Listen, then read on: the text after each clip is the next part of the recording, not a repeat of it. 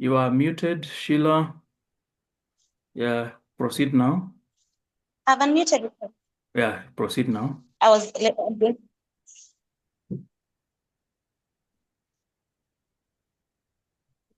So yes, Kelamativo's short story on the market day demonstrates how the ecological environment shapes the economic survival of rural communities. So the story focuses on Kamali Lango, yes.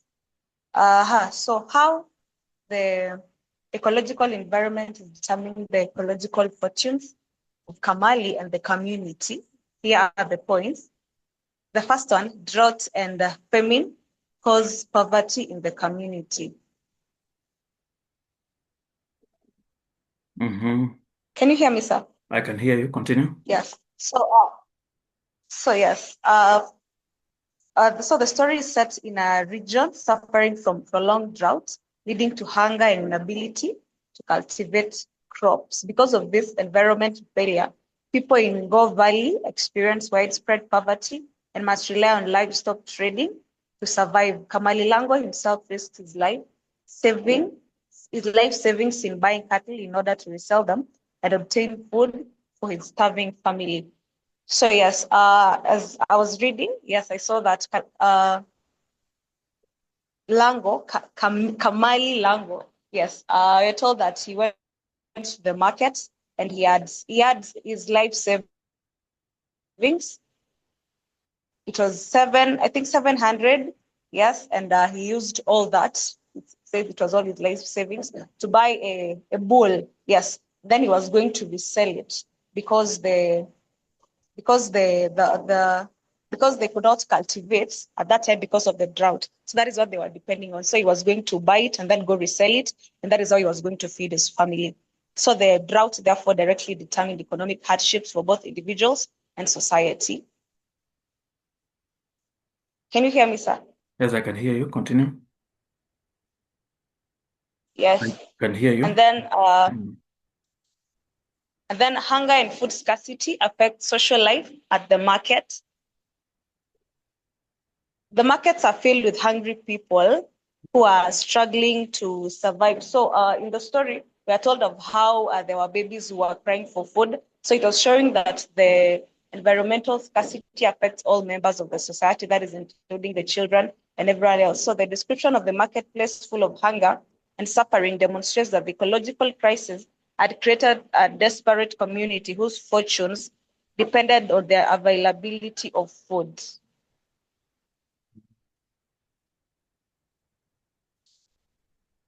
And then there's harsh climatic conditions affect economic productivity.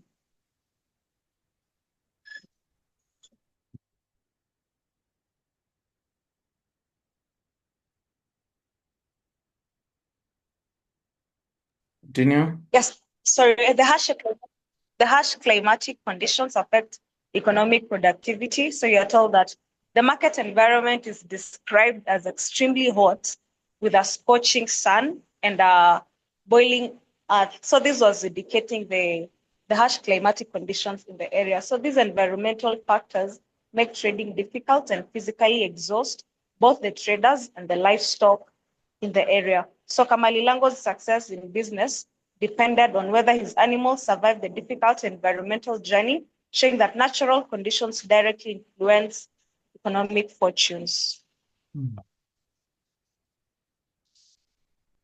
And then we have dependence on livestock makes fortunes vulnerable to environmental conditions. Kamali Lango invests his entire life savings in purchasing a bull. That is when he went to the market, that was 700? Yes. And then hoping to make a profit. And then since livestock survival depends on grazing conditions, weather and long travel distances, his economic future is uncertain.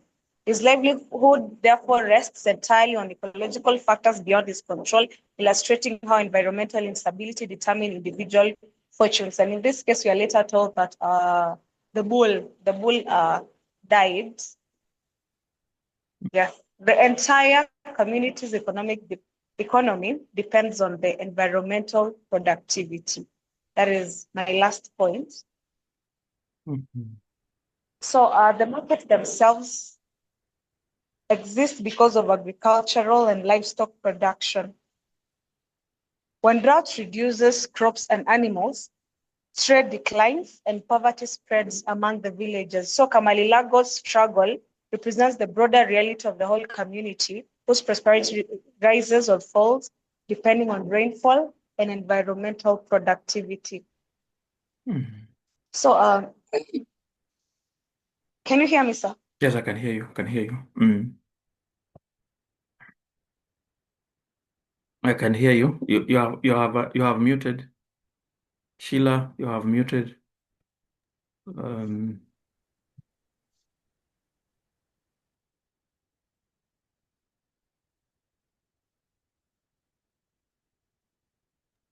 Yes. So sorry. In yeah, conclusion, you so heard muted. this, Yeah, continue. the book of the Market Day generally shows a place where where the environment and the climate is bad. So there's drought, there's hunger that leads to hunger, harsh climate. It was so bad and there was no rain. That is why there's that the politician. When a politician comes, there's one man who was asking him as he was making promises to them. The man was asking him, "What are you going to do about the lack of rain?" So this shows that this was an environment where the climate was bad, and so they depended on life. The dependence on livestock controlled the economic destiny on individuals and society. So through the experience of Kamalilango and the people of Wingo village, the story clearly demonstrates that ecological conditions determine both personal survival and the collective fortunes of the community. Um, so, was that your last point? Yes, I chose. Oh, okay. Okay, thank you. Think let's give you a virtual clap. Let's give Sheila a virtual clap for making that presentation. Where are my reactions? Where are my reactions? Where are my reactions? Chat, participants, video, audio. More. Where are my reactions? What is wrong with my Zoom today? Does not have a virtual clap um for Sheila. Today I did not factor in. Is it because I'm sharing? Okay, let me stop sharing so that I get a virtual clap. Okay, yeah. Let's give Sheila a virtual clap. So thank you for that presentation. Um, so you have prepared slides for us, and that is commendable. And that's what we want to encourage. Um, but I know you may having challenges because you're using a phone. But what I know also is that even that phone, if you just do it very carefully, you can share slides. I remember during COVID, I taught for 3 months using my phone, and I used to upload slides on my phone, and I teach.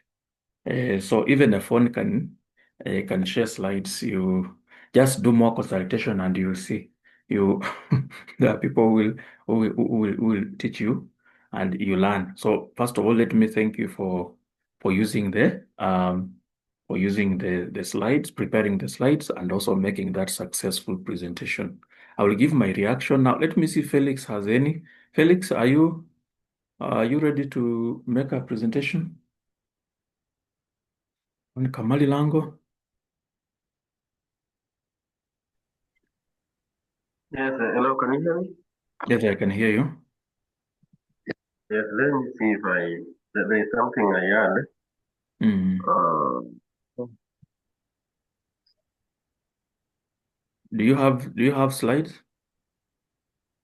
yeah, I'm trying to allocate. Are you trying to share?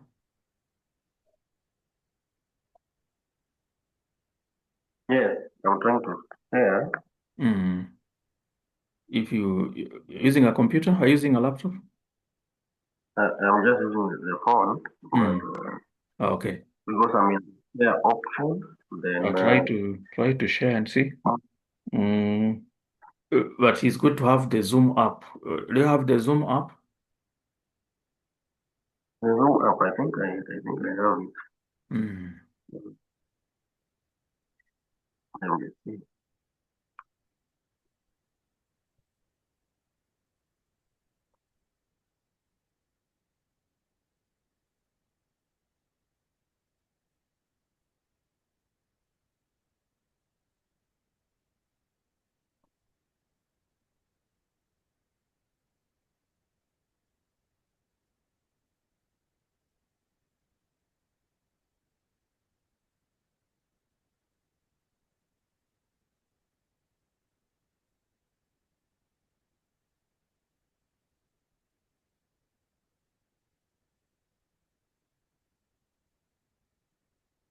I, I don't know that can be seen. Let's wait and see. So far, we cannot see, but perhaps it is usually a process. It comes gradually, but so far, we cannot see anything.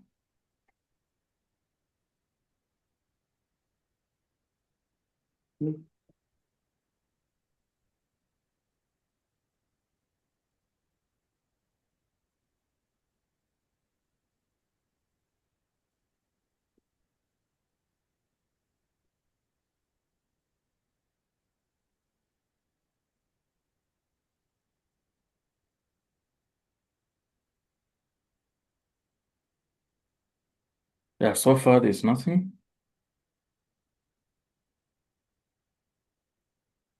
Let me see.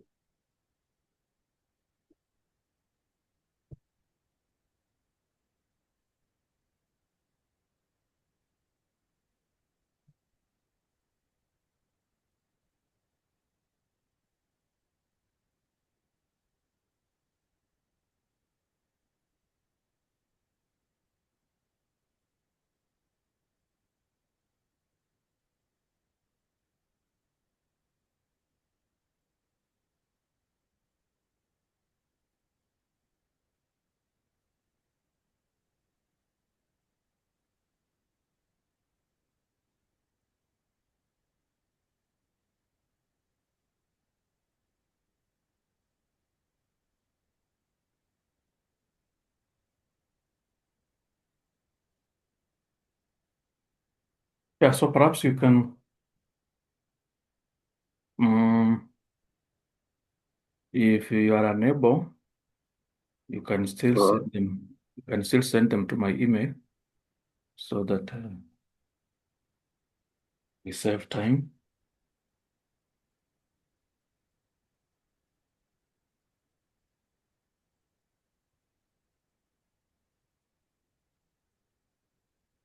oh, yeah. So it's telling me that it cannot be shared with like a document. Cannot see. It can checking that I cannot share it as a document. Chips hapo. Pacha. Nasema? Oh, okay, pardon. I'm talking to Uh, someone uh, here. Mm, it is when I try selecting the document, mm. the format is not supported. Uh, That I means should maybe you do not have the PowerPoint application. You are supposed to also download the PowerPoint application. You know, phones are very different, yeah? I Um, also so it means the phone should also have a PowerPoint application to enable you now use PowerPoint properly. So because the phone you have to download the PowerPoint application and also Zoom application and all that. So just send it to my email and then we we you see send it. send it to my Is email it so that I share. Um,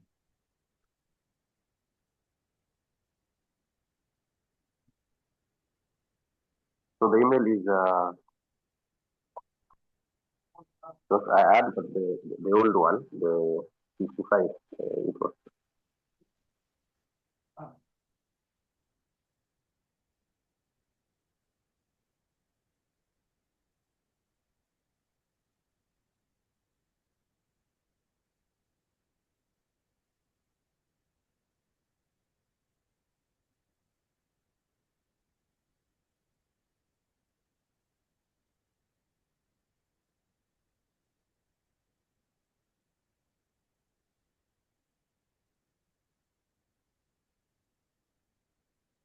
yes, the new email because there's the new one which I don't have.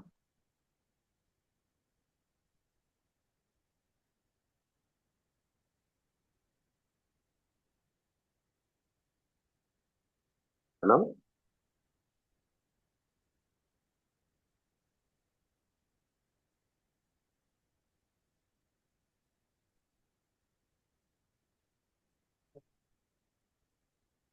Hello?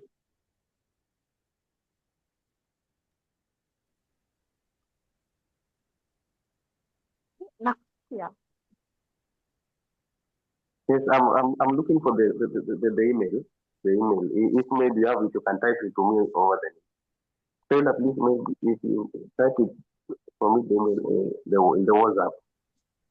Yes, have you shared on by email? No, I'm still looking for that. That is your email. You have sent to my Because email. there's the new. No, not yet. I'm looking for the email. I don't have the email. You don't have the email. My Yeah, email is, there's or you want to share on the, WhatsApp? No, but share on my email. My email is enyongesa. yes, I don't have Enyongesa, this one. enyongesa at Moot. I've sent it to the group. You have sent it to the group. Or he asked me to send him the email. Okay. To send it to my email. You have sent No, it to my email. to send your email to him, Yeah, but your it's email address. let him send to the email because it's I'm ready with it. The email is if you send the email, I'll get it very fast because I'm just there waiting. But once you get ensure you also have the PowerPoint app. Download the PowerPoint app. You go to Google. It's called what? Is it Google what? Get Google Play or Google what? I've forgotten the application that we use to download the Google Play Store. Yeah, Google Play Store and download PowerPoint application. So that anytime you have a PowerPoint slide, it's able to read. It's able to read. The phone is a bit different, but a computer has most of these things. So you don't.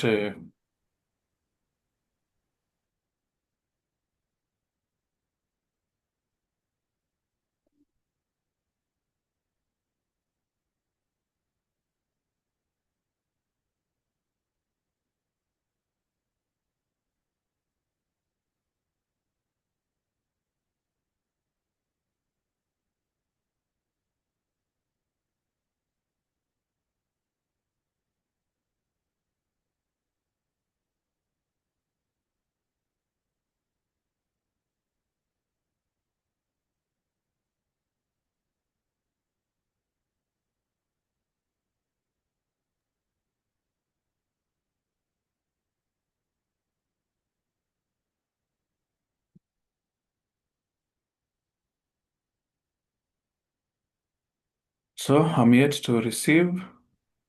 I'm yet to receive your document. Um,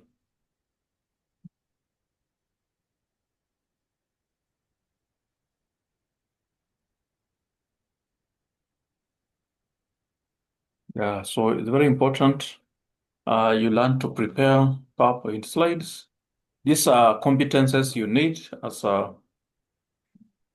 postgraduate student, how to prepare good slides, how to make PowerPoint presentations. By the time you come to your defense, learn how to prepare slides and also learn how to present, because the better the presentation, the better for you. So don't come with the papers. Don't come with the papers. I think things are really changing.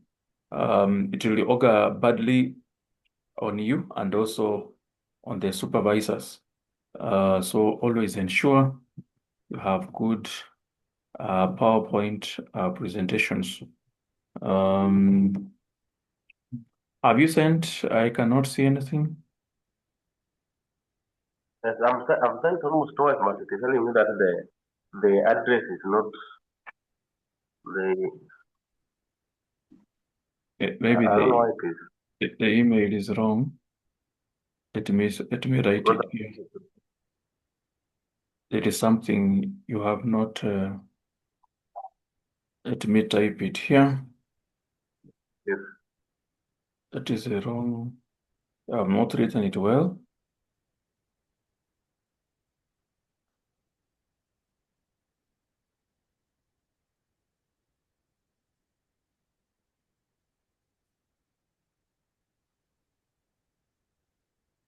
So check in your chat. That's the email address.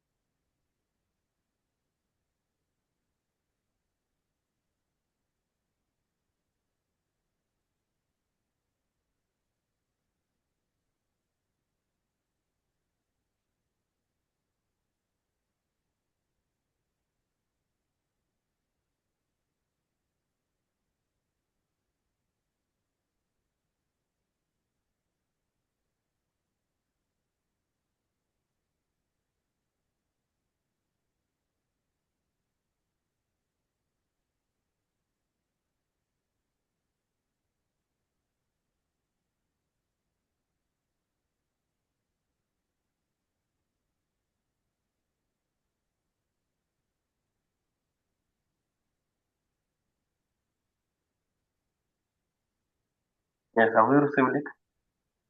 Have you shared? Or you have attached? Yes, Have you attached? Or you have shared?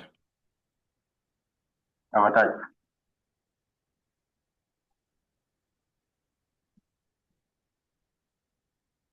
I'm yet to see it. I don't know what's wrong.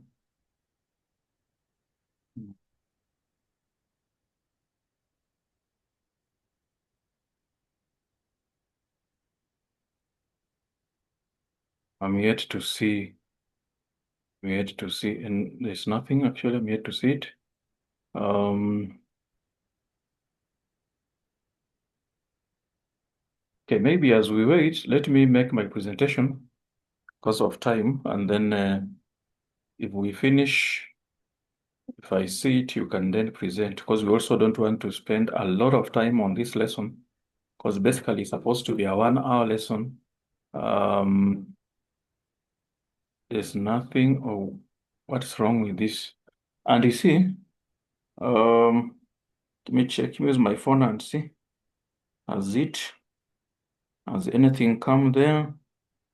Yeah, if I use my phone, I only see Sheila's document, which we have presented. Yeah, so it hasn't come. And that is my email, actually. That is my email address. I hope you have not sent to my personal. Have you sent to my No, personal? Let me check. I also no. have I've my sent. personal email here. Yeah, it is not there. So, and you see, the reason why I'm insisting on this I want you to get the competences. Digital literacy is very important at this particular stage. Even when you get a job at university, you need to know how to use the computer very well. There are so many things that the university will want you to do that involves computers. And that's why I encourage you to, even as you continue, acquire a small laptop, get a small laptop, even if it's of 20,000 shillings. Kama sasa, I think pad is just about 20,000 or 15. There's a time when I started buying a good laptop and a good phone, it enabled me to start making money during COVID and also editing for publishers, and I started making money. So get acquainted to digital literacy. Later on, so you get some money, just buy a small laptop for yourself. A laptop will save you a lot of things. Like these challenges you are facing, if you just had a small laptop, let me tell you, you will not face them. So as you continue, you need to grow in your digital skills so that you. So let me wait. If it comes, you'll present at the end. I just want to take 30 minutes or 25 to make today's presentation. But once I get it, you will also make your presentation. And when you come for your defense, you will discover that once you have the slides, they can still be, somebody can still share them for you. Although you need that competence. So this week, week 6, ecological environment and religion. We want to look at the nexus between the ecological environment and religion, specifically in the African context. So you will discover that the ecological environment has a lot of impact. We have looked at how it affects the economy, how it affects, many other issues of our lives. But today, we want to look at how it affects religion. And through this, we are just trying to say that we should not encourage an anthropocentric ethos. Should not encourage an anthropocentric ethos. That's what we are trying to say here, that we will not continue to encourage an anthropocentric ethos. So, for example, BT posits that the African universe is a religious one, where the spiritual and the natural worlds are fused rather than separated.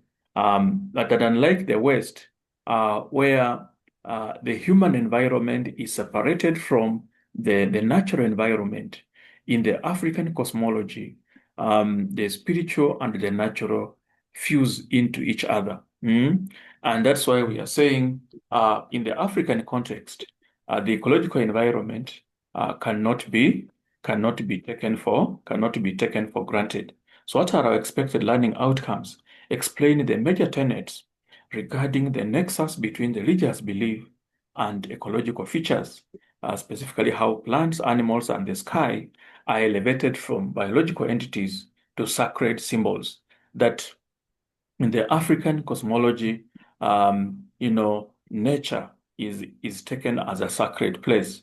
Then critique how the deification of environmental elements influences communal ethics and sustainable management of natural resources.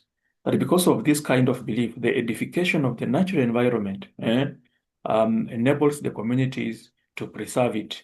Then analyze how the harsh shifting landscapes in Nadifa Mohamed's Black Mamba Boy shape the protagonist's spiritual resilience and reflect the religious significance of East African terrain. So we'll see how the ecological environment, influences the religious beliefs of characters in Nadifa Mohammed's Black Mamba Boy. Then examine the intersection of marine ecology and ancestral spirituality in which Ihimaera's The Whale Rider. So here, our major books are Black Mamba Boy and The Whale Rider. So Mother Nature and spirituality, ecological features as altars. So we are trying to say that in most African societies, ecological features are altars. are places where spirits are worshipped and spirits are generated. And so in most African societies, nature has a very religious impact on the lives of people. According to Mercy Oduyoye 2020, among the Akan people, the whole earth is sacred, and any place can be a place for worship. That's among the Akan. So Mother Earth is a sacred place. Yeah, that is Mercy Oduyoye. So the Akan view the earth is as a sacred place. So this perspective transforms the physical environment into a holy altar, requiring humans to interact with nature cautiously to avoid supernatural retribution. Yeah, that if you mess around with certain, like among the Mijikenda, if you mess around with those kayas, I think I get this from one of the stories, the spirit of Kinondo. Is it the spirit of Kinondo that Felix wrote? Yeah, that if you joke around, maybe Felix, you can remind us a bit. What did those young men do? Yeah, in the sacred group, what did they do? If you can remind us a bit in the spirit of Kinondo. Yeah, so we are having a character, Yes. the son, one of the son of the elders, the that is the Chamgomba, no, the Motenguri. So the son of the Motenguri is learned Mm. when it comes back to the village to construct the first permanent home where all the houses in the village are Makutiri. They decided that he decides to cut down one of the sacred trees in the Kaya, which was and was being used to, it was a sort of medicine to the community and a taboo to use it to construct a house. Yes. So he cuts it down and he uses it to construct a house. And immediately since the construction of his home, the house catches fire and burns down to the water. So therefore, the Motenguri accuses other elders like the Chamgomba of bewitching the development of his son, but they were just warning him of the consequences against using that kind of tree from the sacred group to construct a home, which was against the taboo of that was one of the taboos of. And doing so, there was a consequence, and the consequence was like the burning of the houses. And so the Motenguri's son's house burns down, and he accuses the elders of bewitching his son. Yes. And then we also have one of the girls who was caught making love to a friend. Yeah, and those the girl ones. gets the girl gets possessed by Yes. spirits. He runs and shouts, and later on gets cured from the same tree Yes. by the village medicine woman. Yeah, especially that second example, yeah, where they were found making love in the sacred grove. Yeah. And you see that sacred grove is an ecological feature. And although it's an ecological feature, the community does not see it just as a natural environment. They see it as an altar where spirits are worshipped and it has to be respected. So basically, that's what we are saying, that in the African cosmology, nature is not the other. In fact, sometimes ecological features or features of the natural environment are superior to human beings. Like, why are those two human beings making love in a forest and they get punished for it? They get possessed. Yeah. So they go against what? This actually goes against the theory of what? Anthropocentrism. Yeah. That actually it is not that life does not begin with human beings and end with human beings, as we see in the Western mode of thought. So even Shakpana, the god of smallpox, represents an ecological reality the community must navigate. Similarly, ancient Egyptian religion was rooted in the tangible elements of the ecological landscape, proving that for these societies, the divine is inextricably linked to the physical world. Yeah. So in most African communities, the divine is linked to the physical world. According to Mbiti 1969, African worldview sees the destruction of the environment as a disruption of the cosmic order. That when you destroy the natural environment, you are disrupting the cosmic order, which inevitably leads to disaster for the living. Therefore, the moral fabric is woven with a deep sense of stewardship, where the survival of the tribe is inextricably linked to the health of the land. And for the community to live happily, the land must also be happy. So basically, that's what we are saying in this particular lesson. So what are some of the ecological themes and religion in the Whale Rider? So look at the Whale Rider, and the other one will be your assignment to read. So with Ihimaera as the Whale Rider explores the profound ecological connection between the Maori people and the marine environment. So among the Maori people of, is it New Guinea, Papua New Guinea? Yeah, must be Papua New Guinea. The Maori live in Papua New Guinea and New Zealand, those side of Australia. So among these people, yeah, there is a strong connection between the Maori and the marine environment, specifically through the ancestral bond with whales. So central to the narrative is the spiritual concept of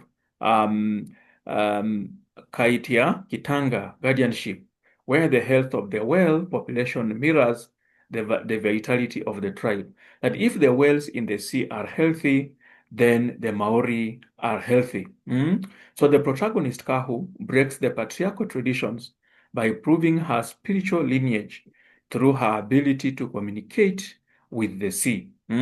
So this reflects a Maori theology where the natural world is not a resource, but a relative. So the whales are relatives.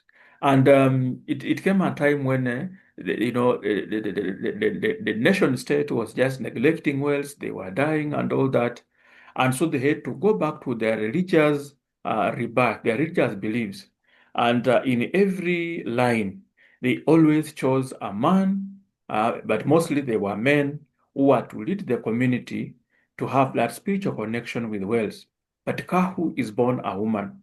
And so the community denies Kahu because she's a woman. She's denied the right to lead the whales back to the sea. And so the whales, because of that lack of spiritual connection, they die in large numbers, and there's no one to drive them back to the sea because Cora Apirana, the leader at that time, does not want Kahu to play that role of priesthood because she's a woman. But at the end of the play, the whales acknowledge Kahu's position as the anointed one to make a connection between the Maori and the whales by driving the bull whale back to the sea. So the book has also the feminist edge, the feminist voice in it. But in this particular lesson, I'm not interested in the feminist perspective. I'm interested in the nexus between the ecological environment and the religious belief of the Maori people of New Zealand and I think Papua Guinea or something. So this is Witi Ihimaera, the writer of the Maori people. And in this book, we see that nature is a creator. And I'm putting creator in quotes because for us who believe in, we have our own religions, we are not here to take their religion. That's why I'm putting the creator in quotes. They believe nature is a creator. That's what I'm saying. So in the Maori spirituality, the natural world is not merely a setting, but a divine entity that demands reverence through specific religious rituals. At the heart of this belief is the figure of Tangaroa, the god of the sea. So they believe there is the god of the sea, whose origins are tied to the ancient bull whale that brought the first man, Paikea. So they say that the first man among the Maori was called Paikea, and he was created by a bull whale. He was created by a bull whale. That's why I'm saying nature becomes a creator in this community. Why am I saying all this? We're just trying to deconstruct the belief that the anthropocentric belief that human beings are at the center of creation.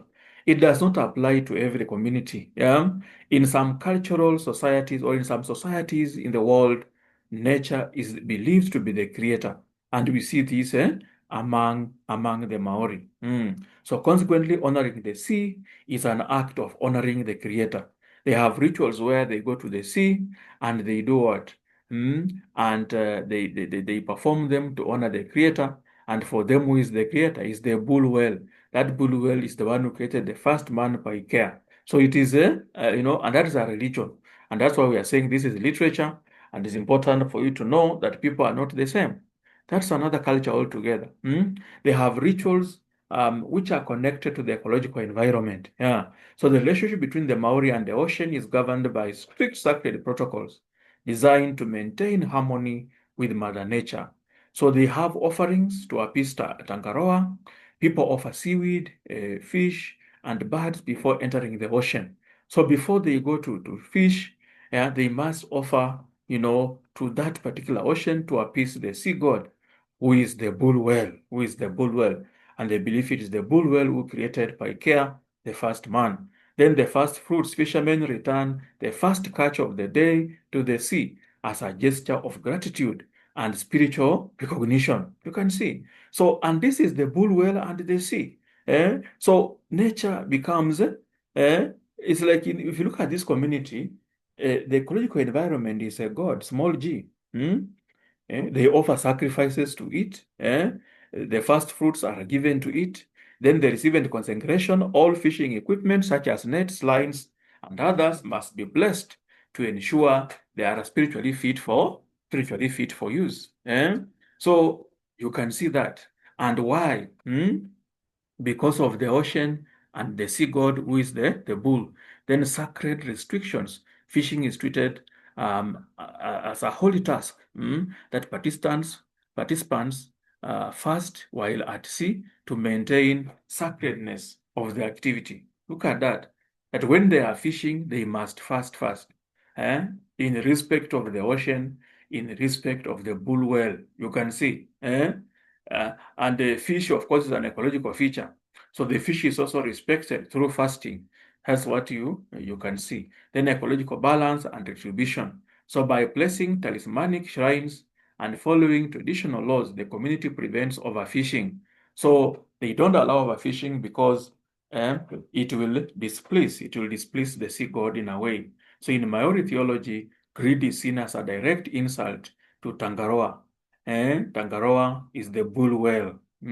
Tangaroa is the bull whale, which violates the sea's bounty and will lead to spiritual and physical retribution. So you can see the sea is highly revered and it's worshipped, and there's a bull there that is also worshipped. So this creates a symbiotic cycle. Nature creates and nourishes man, and in return, man must adhere to nature's whims to survive, because we are saying humankind. So nature nourishes men and women, and in return, men and women must adhere to nature's whims to survive. So there is that symbiotic relationship between nature and human beings. Then we have gender, divinity, and the world. So historically, the sanctity of the sea led to gender-exclusive practices where women were often barred from fishing rituals under the assumption that only men could lead. However, the narrative of the whale rider subverts this human-imposed patriarchy. While Cora Pirana believes spiritual authority belongs only to men, the sea god, that's the bull whale, asserts its own sovereignty by choosing Kahu, a girl, as the true successor. So the ecological environment does not distinguish, and that's why we even talk about Mother Nature. So when Kahu communicates with the whale through the song, the creature responds with ecstasy, acknowledging her lineage. And so gender is also tied to the ecological environment. So there's this lady called Nadifa Mohamed. She wrote a novel called The Black Mamba Boy, and I gave it to you very early at the beginning of the session. And so this is the book I want you to read. So Nadifa Mohamed's Black Mamba Boy, Jama embarks on an epic odyssey, a very long journey across the Horn of Africa. In fact, the story begins in Somalia, and by the time the book ends, Jama is in Britain. And he just started by walking from one city to another. And then he moves across Somalia and then moves to Ethiopia And that's how he goes all the way. All the way later on, he gets somebody who takes him to Yemen. From Yemen, he proceeds to Ethiopia, Sudan, Egypt. Then at the end, the book ends when he is in Great Britain. And all this is credited to the sky god Wag, the sky god. The Somalis used to believe in a sky god called Wag. So as he traverses treacherous deserts and war-torn landscapes, his journey reflects a deep connection to the sky god Wag, the traditional supreme deity. So under the vast celestial canopy, the stars act as both literal compass and the divine assurance. So every step through the wilderness becomes a testament to the resilience as the heavens provide the quiet strength needed to endure colonial upheaval to find his father, ultimately leading him towards a sense of belonging. But there's the question of the traditional Somali religion. They believed that man came from the sky. There's the sky god called Wag. So as you read the book, see how the ecological environment plays a part in the Somali region and guides Jama throughout his life from nothing to somebody in life. I think by the end of the book, he's a sailor. He's a sailor.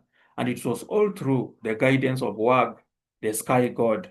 So, and even within Farah's secrets, if you look at it again, you will see how the sky and the god Wag, plays a role in the lives of characters in Nuruddin Farah's secrets. So in Black Mamba Boy, again, that is what we see.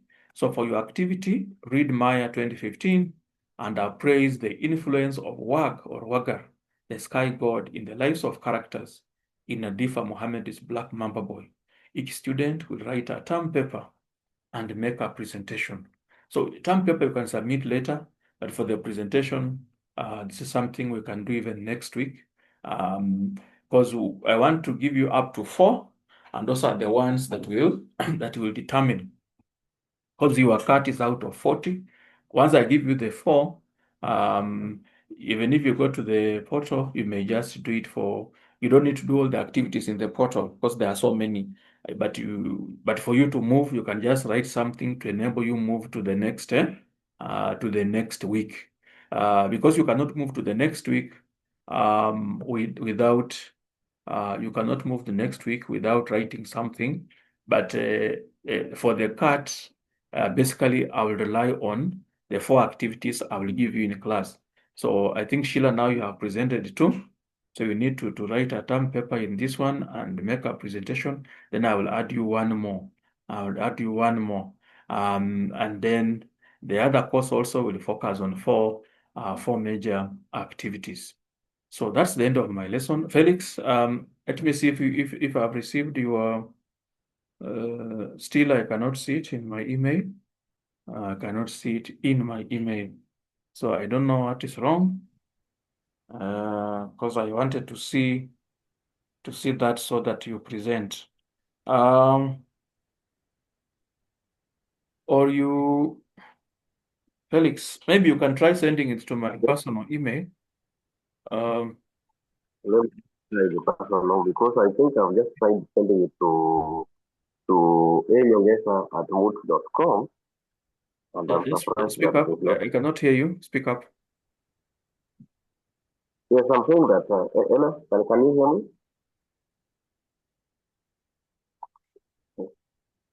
Can you hear me? I can hear you. Yes. Yes, I'm saying that I've just tried sending it again to ayongesa at mood.com, and I thought it was successful. So let me try sending it to your personal email now. Let me see if I can. I'll open the personal one so that perhaps there's a problem with that one. But Sheila sent and I was able to get.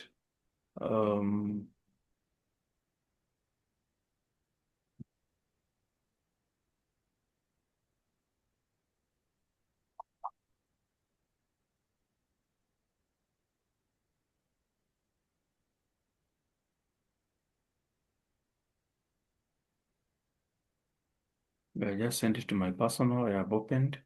It's Nyongesa 55. Nyongesa 55. dot Andrew.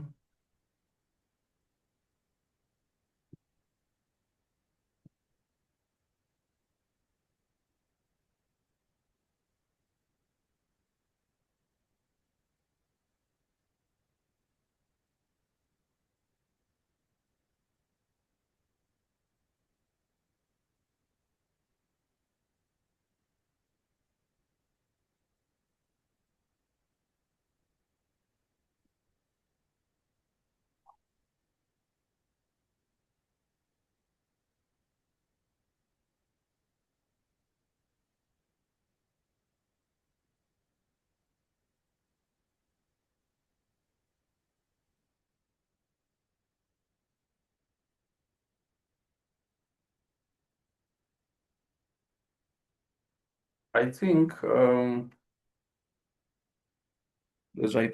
let me see the email that which email? Yeah, I think there was a problem. There was a problem with the email that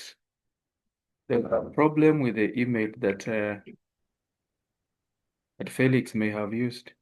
I doubt if he added AC. Did you add AC, Felix? Yes, yes.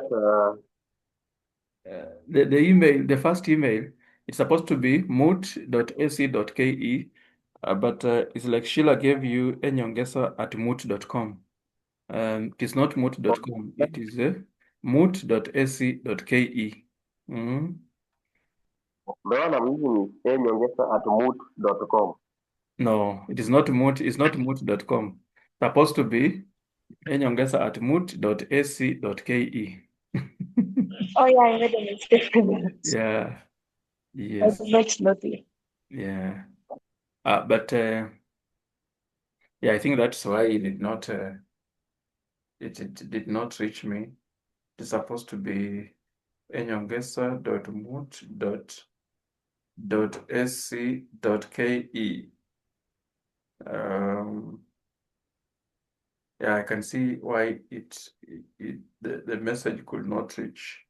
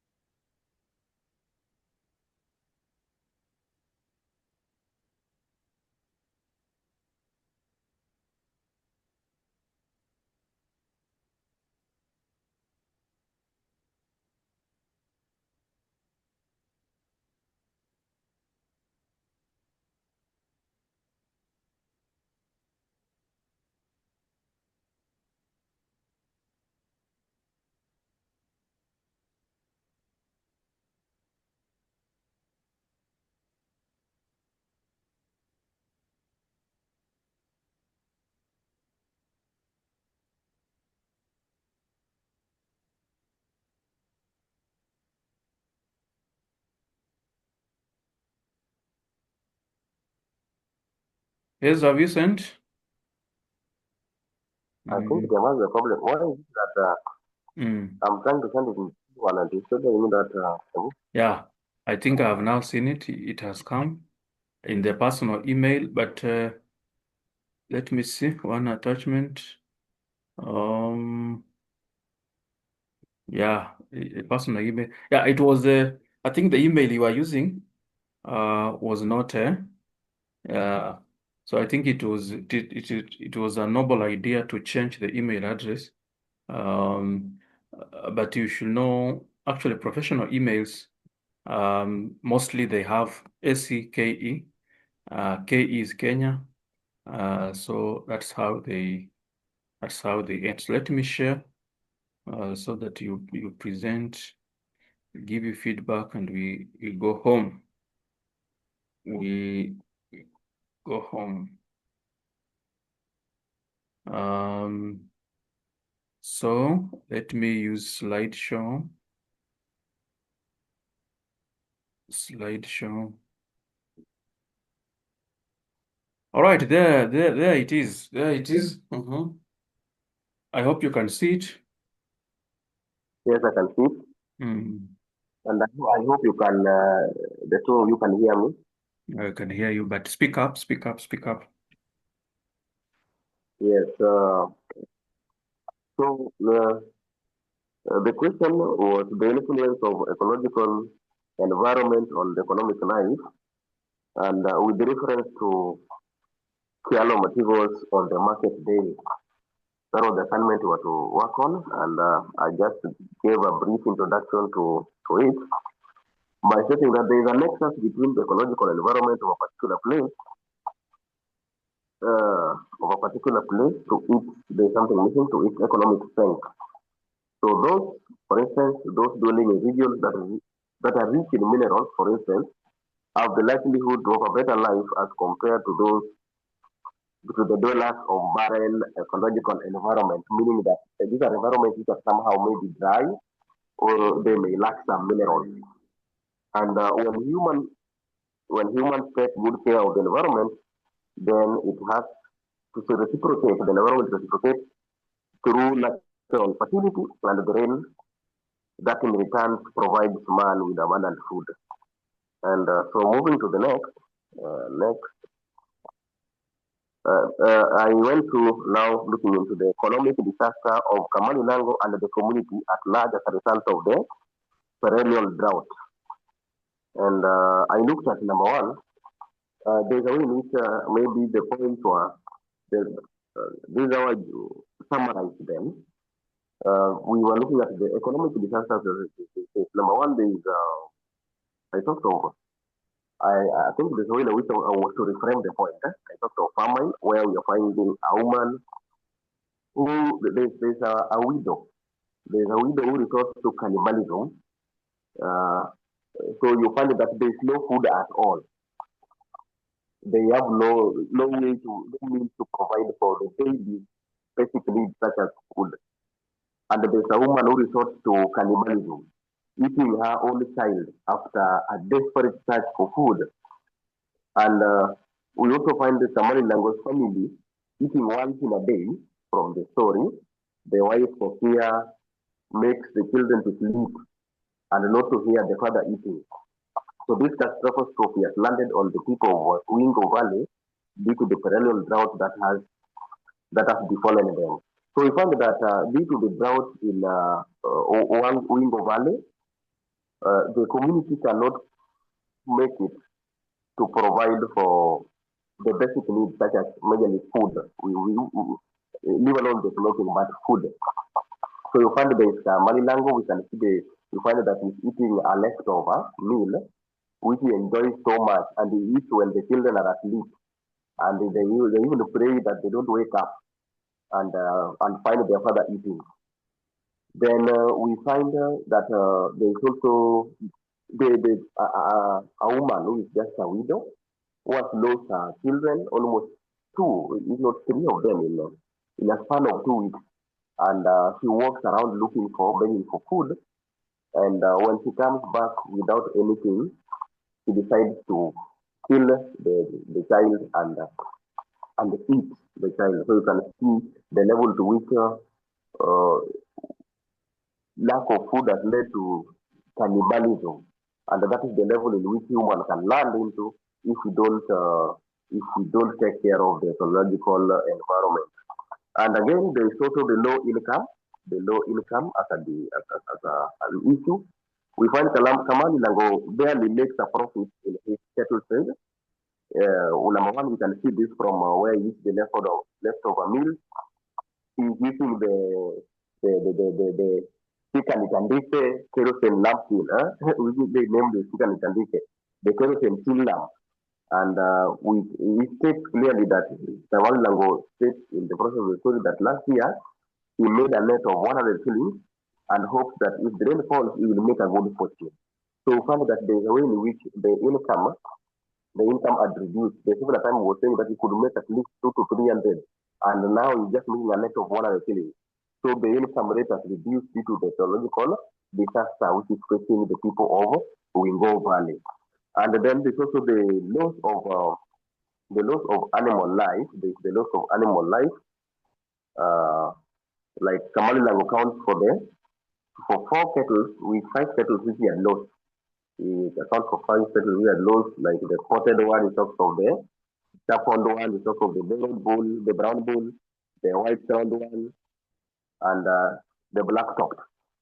So all these are lost due to the ecological disaster, that is the great drought which has engulfed the valley of Wingo, and Kamalilango loses his bull as the greatest investment he had done with the 700 shillings he was remaining with. He had bought this bull willing that he is at least wishing he could sell it, get a profit, buy 2 sacks of maize, divide the sacks of maize to the mother-in-law, and keep the rest for his children to eat and to up to the next market day. But unfortunately, the cow dies in the process before he could even reach at the other side, where he could sell it and then move to Kamulamba Valley, where the children and his wife was waiting for him with the empty basket. Then we also find that there is economic disillusionment, and we find this in number one, there is this widow who ends up eating the child, and then we find the reaction of Kamali Lango towards the politicians. That is, we have got that is Mr. Pancras Mula, who is trying to be the MP, and is they call him the native son of a partisan, not a peasant, the native son of a peasant, because he had grown in the village, went, traveled across and gathered some degrees, and is now back vying for an MP seat. And he is offering solutions which are not making sense at all, because he talks of tapping the snow from the faraway mountain and draining the water into the valley to help the people get water, which is something a utopian future. There is no hope in that. And Kamaliland will just walk out of that political rally. So we find that the people have lost hope, they are dying, there is low income rate, there are no meals to eat, and they will turn to eat themselves, and the cows are dying, and the life of the community of the Wangong Valley, which is found in the Shallow Motivas on the market day, it is at below the poverty line due to the ecological disaster, the great drought which engulfed the people for almost over 2 years. So that is what I can. Those are some of the points I could summarize and present, and how the ecological environment determines the economic footings of a particular people.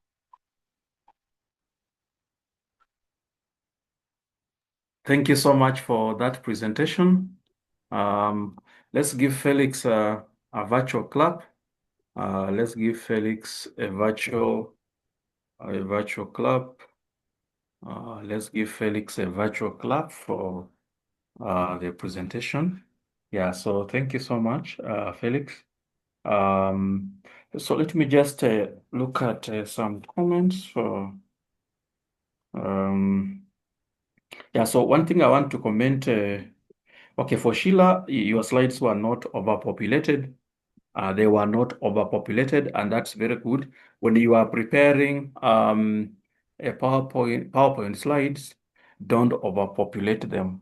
And Sheila, I think your slides were not overpopulated, and that was okay.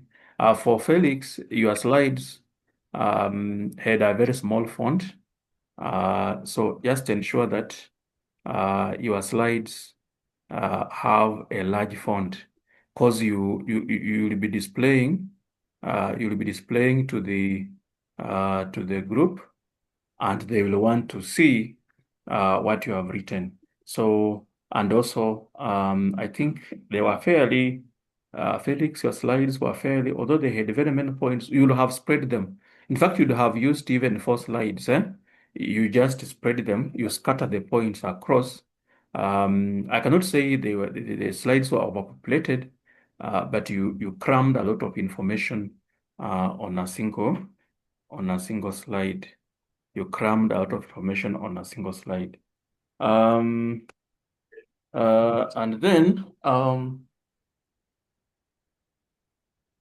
I think the points were okay. The points were okay.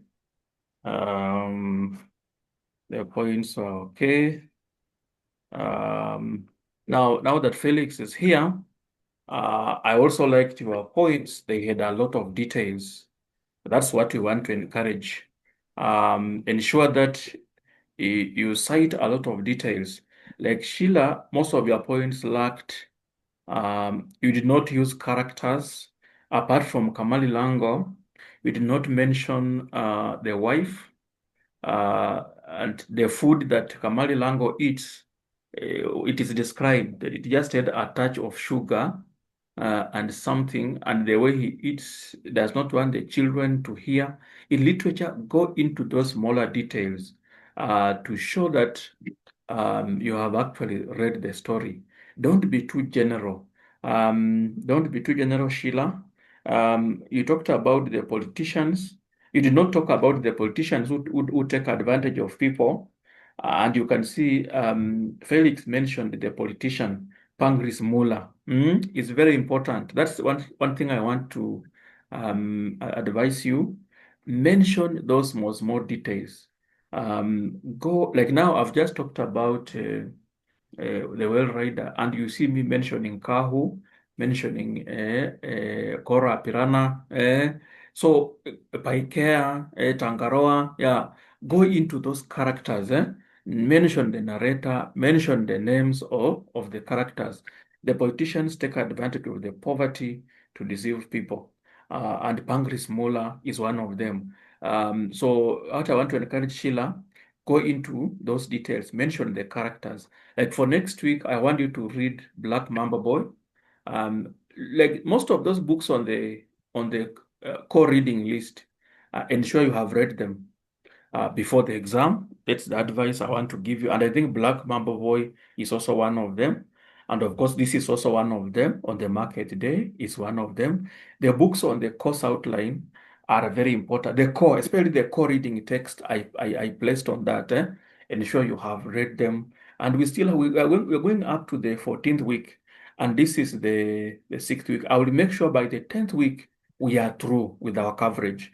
So that if there are any term papers, I mark, and then you get a chance now to also read the books on the core reading. But you begin now. Don't wait for the 10th week. You will not have time. And I'm happy the way you have read on the market day. So I want you also to read Black Mamba Boy. Ensure you read most of that novel so that next week, the reason why I want you to make presentations, we want you to also read the primary text because we want you to read the primary text so that you get them. So, and also the two of you have not used any pictures, but you saw in my presentation, I was able to show you a picture of Kamali Lango with the bull, Kamali Lango with the dead bull. And these pictures, you can create them using AI.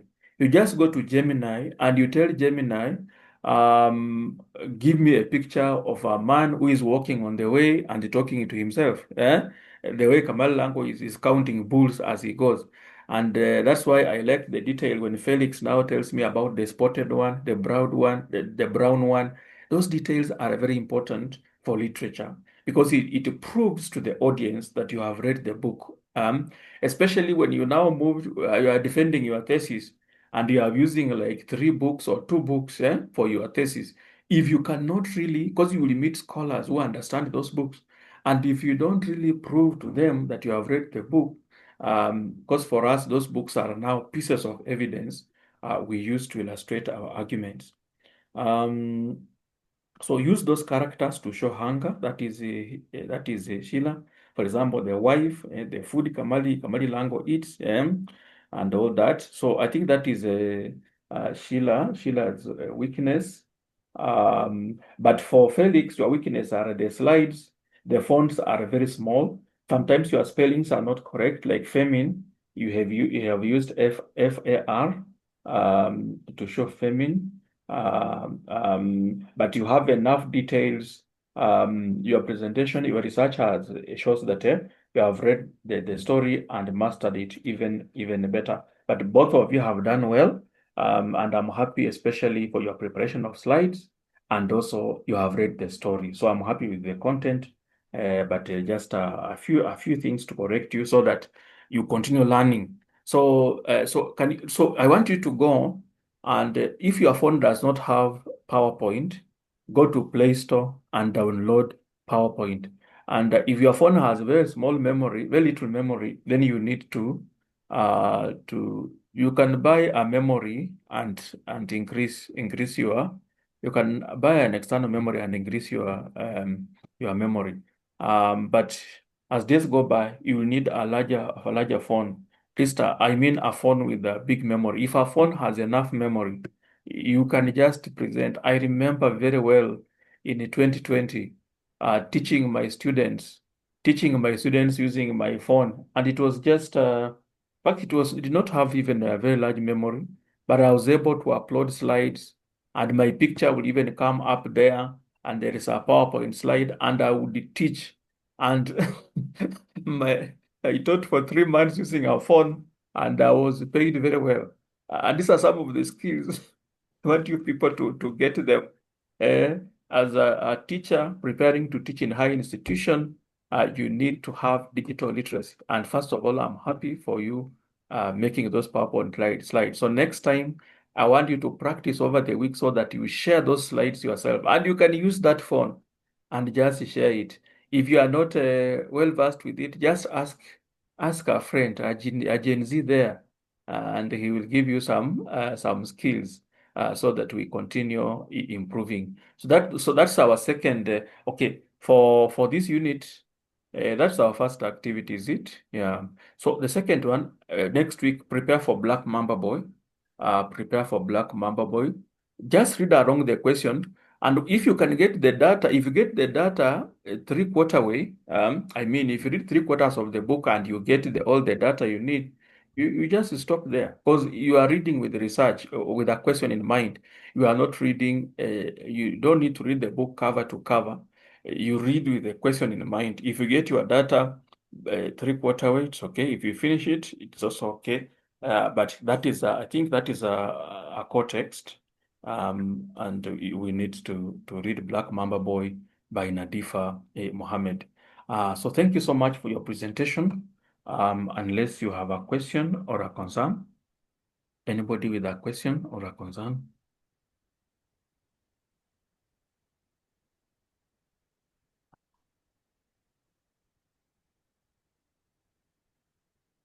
All right, if there is none, I wish you a nice evening, both of you.